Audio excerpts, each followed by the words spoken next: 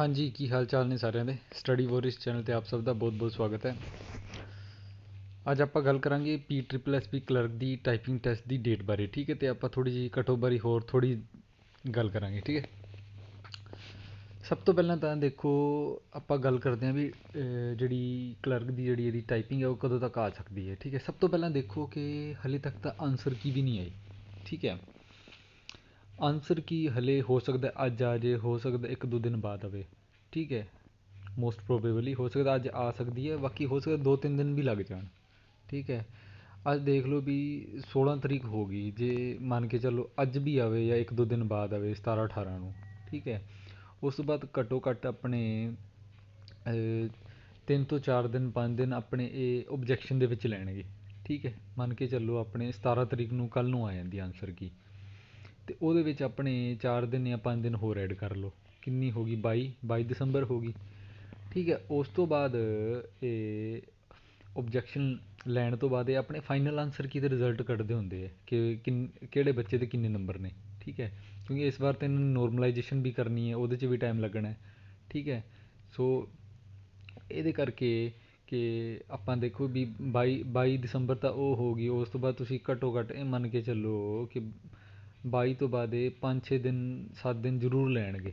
ਠੀਕ ਹੈ, 6 ਕੁ ਦਿਨ ਦਾ ਸਮਝੋ 28 ਜਾਂ 29 ਨੂੰ ਜਾ ਕੇ ਇਹ ਆਪਣੇ ਫਾਈਨਲ ਆਨਸਰ ਕੀ ਤੇ ਰਿਜ਼ਲਟ ਦੇਣਗੇ। ਹੋ ਗਈ 29 ਦਸੰਬਰ। ਉਸ ਤੋਂ ਬਾਅਦ ਜਦੋਂ ਇਹ ਚੀਜ਼ ਹੋ ਜਾਂਦੀ ਹੈ, ਉਸ ਤੋਂ ਬਾਅਦ ਇੱਕ ਕਟ ਆਫ ਬਣ ਕੇ ਆਊਗੀ। ਤੁਹਾਨੂੰ ਪਤਾ ਹੀ ਹੈ, ਫਿਰ ਕਟ ਆਫ ਬਣ ਕੇ ਆਊਗੀ ਵੀ ਜਰਨਲ ਦੀ ਇਹ ਕਟ ਆਫ ਹੈ, SC BC ਇਹਨਾਂ ਦੀ ਆਪਣੇ ਇਹ ਕਟ ਆਫ ਹੈ ਕਿ ਇਹ ਬੱਚਿਆਂ ਨੂੰ ਆਪਾਂ ਟਾਈਪਿੰਗ ਲਈ ਬੁਲਾਉਣਾ ਹੈ। ਠੀਕ ਹੈ, ਠੀਕ ਹੈ, ਮੰਨ ਕੇ ਚਲੋ 2700 ਪਲੱਸ ਪੋਸਟਾਂ ਨੇ, ਅਤੇ ਘੱਟੋ ਘੱਟ ਇਹ ਸਮਝੋ ਕਿ 25-27 ਹਜ਼ਾਰ ਬੱਚਾ ਇਹਨਾਂ ਨੇ ਬੁਲਾਉਣਾ ਹੀ ਬੁਲਾਉਣਾ ਹੈ ਟਾਈਪਿੰਗ ਵਾਸਤੇ। ਉਹਦੇ ਕਰਕੇ ਤਾਂ ਇੱਕ ਗੱਲ ਹੋਰ ਆਪਾਂ ਕਟ ਆਫ ਦੀ ਵੀ ਗੱਲ ਕਰ ਲੈਂਦੇ ਹਾਂ। ਮੈਂ ਤਾਂ ਇਹ ਕਹਿੰਦਾ ਵੀ ਜਿਹਦੇ 48 ਪਲੱਸ ਨੰਬਰ ਬਣਦੇ ਹੈ ਉਹ ਟਾਈਪਿੰਗ ਸ਼ੁਰੂ ਕਰ ਦੇਵੇ, ਕੋਈ ਵੀ ਕੈਟਾਗਰੀ ਹੈ।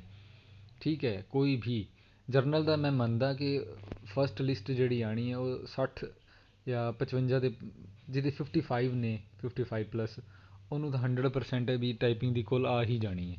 ਠੀਕ ਹੈ, ਹੋ ਸਕਦਾ ਕਿ 48 ਪਲੱਸ ਵਾਲੇ ਨੂੰ ਵੀ ਆ ਜੇ। ਠੀਕ ਹੈ, ਮੈਂ ਤਾਂ ਇਹ ਕਹਿੰਦਾ ਜਿਹਦੇ 48 ਪਲੱਸ ਕੋਈ ਵੀ ਕੈਟਾਗਰੀ ਹੋ ਆਪਦੀ ਆਪਣੀ ਟਾਈਪਿੰਗ ਸ਼ੁਰੂ ਕਰ ਦੇਵੇ, ਕਿਉਂਕਿ ਜਿਹੜੇ ਟਾਈਪਿੰਗ ਉਹ 'ਚ ਬੱਚੇ ਬਹੁਤ ਚੜ੍ਹਨਗੇ, ਦੇਖ ਲਿਓ ਤੁਸੀਂ। ਤਾਂ ਕਰਕੇ ਕਹਿੰਦਾ ਬਾਅਦ 'ਚ ਇਹ ਨਾ ਹੋਵੇ ਕਿ ਤੁਹਾਡਾ ਨੰਬਰ ਵੀ ਆ ਜੇ ਤੁਸੀਂ ਟਾਈਪਿੰਗ ਨਾ ਕੀਤੀ ਹੋਵੇ। ਠੀਕ ਹੈ, ਤਾਂ ਕਰਕੇ ਕਹਿੰਦਾ ਜਿਹਦੇ 48 ਪਲੱਸ ਹੈ ਉਹ ਟਾਈਪਿੰਗ ਸ਼ੁਰੂ ਕਰ ਦੇਵੇ ਬਸ।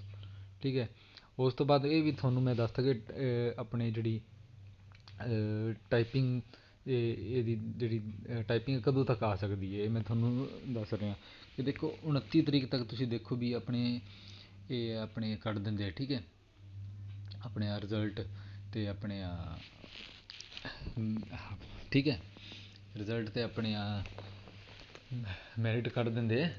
ਠੀਕ ਹੈ, ਉਸ ਤੋਂ ਬਾਅਦ ਤੁਸੀਂ ਇਹ ਚੱਲੋ ਕਿ ਬਈ ਘੱਟੋ ਘੱਟ ਮੈਨੂੰ ਜਿੱਥੇ ਤੱਕ ਲੱਗਦਾ ਹੈ ਆਪਣੀ ਜਿਹੜੀ ਕਟ ਆਫ ਹੈ, ਤੁਸੀਂ ਬਾਕੀ ਪਟਵਾਰੀ ਦਾ ਵੀ ਦੇਖਿਆ ਹੋਊਗਾ, ਐਕਸਾਈਜ਼ ਦਾ ਵੀ ਦੇਖਿਆ ਹੋਊਗਾ ਕਿ ਜਿਹੜੀ ਕਟ ਆਫ ਜਿਹੜੀ ਬਣ ਕੇ ਆਉਂਦੀ ਹੈ ਬਾਅਦ 'ਚ ਵੀ ਕਾਉਂਸਲਿੰਗ ਲਈ ਬੁਲਾਉਣਾ ਹੈ, ਇਹ ਘੱਟੋ ਘੱਟ ਇਹਨੂੰ 20-25 ਦਿਨ ਇਹਨਾਂ ਨੂੰ ਲੱਗ ਗਏ ਸੀ। ਨਾਲੇ ਕੋਈ ਇਹ ਵੀ ਨਹੀਂ ਸੀ ਕਿ ਕੋਈ ਐਕਸਟਰਾ ਕੋਈ ਚੀਜ਼ ਚੱਲ ਰਹੀ ਹੈ, ਤਾਂ ਵੀ ਇਹਨਾਂ ਨੇ 20-25 ਦਿਨ ਲਾਤੇ ਸੀ ਕਾਉਂਸਲਿੰਗ ਵਾਸਤੇ। ਅਤੇ ਤੁਸੀਂ ਆਪ ਹੁਣ ਹਿਸਾਬ ਲਾ ਲਓ ਕਿ ਵੀ ਬਾਕੀ PSSB ਬੋਰਡ ਬਿਜ਼ੀ ਵੀ ਬਹੁਤ ਹੈ ਇਸ ਟਾਈਮ, ਕਿ ਇਹਨਾਂ ਨੇ ਕਾਉਂਸਲਿੰਗ ਕਰਾਈ ਹੈ ਪਟਵਾਰੀ ਦੀ ਵੀ, ਉਹਦੀ ਵੀ ਕਰਾਈ ਹੈ, ਮਤਲਬ ਕਾਫੀ ਬਿਜ਼ੀ ਸ਼ਡਿਊਲ ਚੱਲ ਰਿਹਾ PSSB ਦਾ। ਅਤੇ ਇੱਥੇ ਇਹਨਾਂ ਨੇ ਬੱਚਿਆਂ ਦੀ ਟਾਈਪਿੰਗ ਵੀ ਬਹੁਤ ਜ਼ਿਆਦਾ ਬੱਚਿਆਂ ਦੀ ਕਰਾਉਣੀ ਹੈ। ਸੋ ਕਹਿਣ ਦਾ ਭਾਵ ਇਹ ਹੈ, ਮੈਂ ਤੁਹਾਨੂੰ ਸਾਫ਼ ਜੇ ਗੱਲ ਦੱਸਾਂ, ਪਰ ਫਿਰ ਵੀ ਆਪਾਂ ਟਾਈਪਿੰਗ ਤਾਂ ਹੁਣੇ ਹੀ ਸ਼ੁਰੂ ਕਰਨੀ ਹੈ। ਠੀਕ ਹੈ, ਇਹ ਨਹੀਂ ਹੈ ਆਪਾਂ ਰਿਸਕ ਵੀ ਨਹੀਂ ਲੈ ਸਕਦੇ, ਬਟ ਜੋ ਇੱਕ ਮਤਲਬ ਸਾਰਾ ਐਨਾਲਿਸਿਸ ਕਰਕੇ ਜਿਹੜਾ ਰਿਜ਼ਲਟ ਨਿਕਲਦਾ ਹੈ ਨਾ, ਜਨਵਰੀ ਦੇ ਵਿੱਚ ਬਹੁਤ ਘੱਟ ਚਾਂਸਿਸ ਨੇ ਕਿ PSSB ਕਲਰਕ ਦੀ ਟਾਈਪਿੰਗ ਹੋ ਜੇ। ਬਾਕੀ ਫਿਰ ਵੀ ਆਪਾਂ ਟਾਈਪਿੰਗ ਇਹੀ ਸੋਚਣਾ ਕਿ ਜਨਵਰੀ 'ਚ ਆ ਸਕਦੀ ਹੈ, ਉਹਦੇ ਅਕੋਰਡਿੰਗ ਹੀ ਤਿਆਰੀ ਕਰਨੀ ਹੈ। ਠੀਕ ਹੈ, ਚਾਹੇ ਜੋ ਮਰਜ਼ੀ ਹੋ ਜੇ, ਪਰ ਫਿਰ ਵੀ ਜੋ ਮੈਨੂੰ ਚਾਂਸ ਲੱਗ ਰਿਹਾ ਕਿ ਤੁਸੀਂ ਮੰਨੋ ਕਿ ਇਲੈਕਸ਼ਨ ਤੋਂ ਬਾਅਦ ਹੀ ਟਾਈਪਿੰਗ ਟੈਸਟ ਲਿਆ ਜਾਊਗਾ, ਜਿੱਥੇ ਤੱਕ ਮੈਨੂੰ ਜੋ ਮੈਂ ਐਨਾਲਿਸਿਸ ਕੀਤਾ ਹੈ ਸਾਰਾ ਦੇਖਿਆ।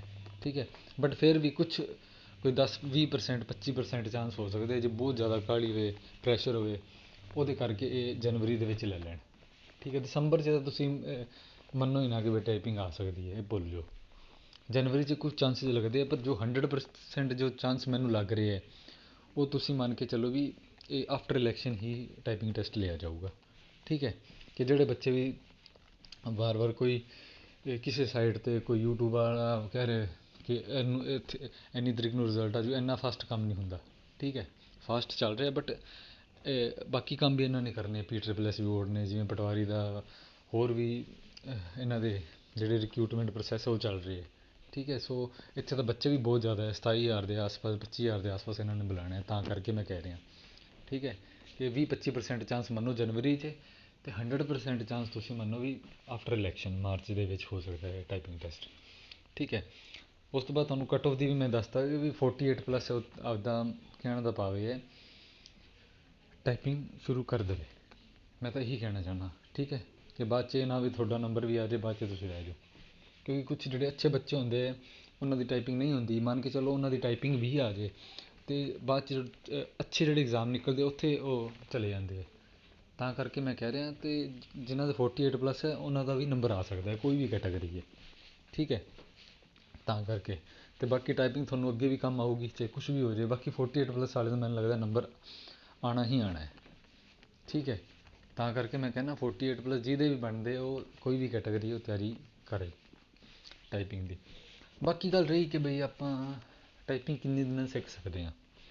ਦੇਖੋ, ਜੇ ਤੁਸੀਂ ਜਮਾਂ ਹੀ ਹੱਥ ਨਹੀਂ ਲਾਇਆ ਕਿ ਵੀ ਆਪਾਂ ਕਦੇ ਟਾਈਪਿੰਗ ਕੀਤੀ ਨਹੀਂ, ਵੈਸੇ ਤਾਂ ਆਪਾਂ ਮੋਬਾਇਲ 'ਤੇ ਕਰਦੇ ਰਹਿੰਦੇ ਹਾਂ ਬਟ ਆਪਾਂ ਕੰਪਿਊਟਰ 'ਤੇ ਕਦੇ ਕੀਤੀ ਨਹੀਂ, ਅਤੇ ਤੁਸੀਂ ਇਹ ਮੰਨ ਕੇ ਚੱਲੋ ਘੱਟੋ ਘੱਟ ਜੇ ਤੁਸੀਂ 5-6 ਘੰਟੇ ਡੇਲੀ ਦਿਓਗੇ ਨਾ, ਅਤੇ 1 ਮਹੀਨੇ ਦੇ ਵਿੱਚ ਤੁਸੀਂ ਟਾਈਪਿੰਗ ਸਿੱਖ ਸਕਦੇ ਹੋ।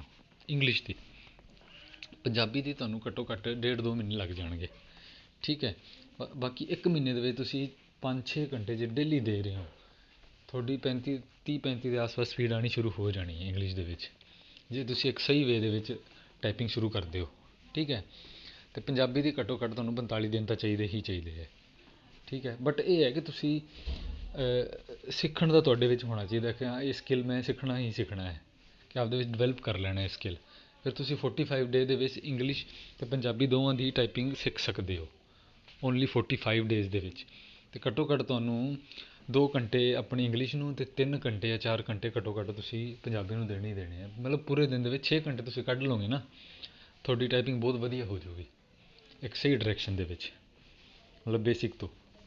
45 ਡੇਜ਼ ਇਨਫ ਨੇ, ਤੁਹਾਡੀ ਵਧੀਆ 30-35 ਦੇ ਆਸ-ਪਾਸ ਸਪੀਡ ਆਉਣੀ ਸ਼ੁਰੂ ਹੋ ਜਾਊਗੀ ਜੇ ਤੁਸੀਂ ਡੈਡੀਕੇਟਿਡ ਹੋ। ਠੀਕ ਹੈ, ਸੋ ਇਹੀ ਕਹਿਣਾ ਚਾਹੁੰਦਾ ਸੀ। ਬਾਕੀ ਅੱਗੇ ਜੋ ਵੀ ਇਗਜ਼ਾਮ ਆਉਣ ਵਾਲੇ, ਬਾਕੀ ਟਾਈਪਿੰਗ ਵੀ ਆਉਣ ਵਾਲੀ ਹੈ। ਠੀਕ ਹੈ, ਸਾਰਿਆਂ ਨੂੰ best of luck. So thank you so much guys.